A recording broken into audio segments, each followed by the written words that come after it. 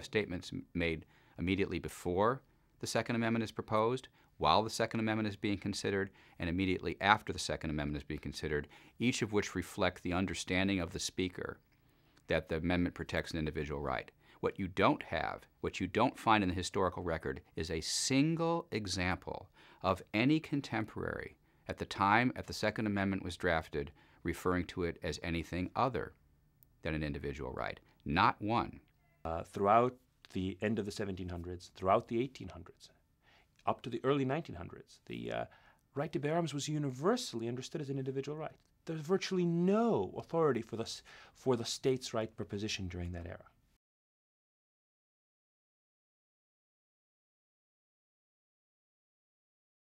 So where did anyone get the idea that the Second Amendment is purely a state's right to a militia system?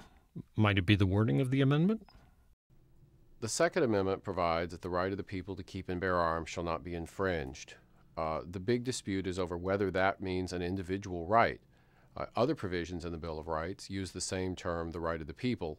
For example, the First Amendment talks about the right of the people to peaceably assemble. The Fourth Amendment talks about the right of the people to be secure from unreasonable searches and seizures. Nowhere in the Constitution is the term "the people" used in a way that could possibly refer to state governments. In the 10th Amendment, the states and the people are specifically distinguished, and at various points in the Constitution, the term "the people" is used to refer perhaps to some subset of the population.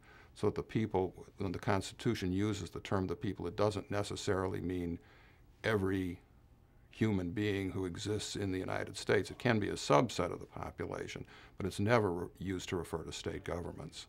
The preface clearly expresses an end that the founders believed in, which was the protection of the militia.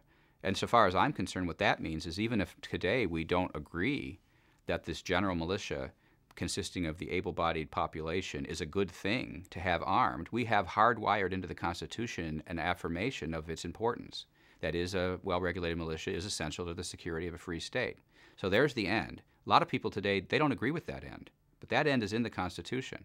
Then the question is, by what means is that end protected?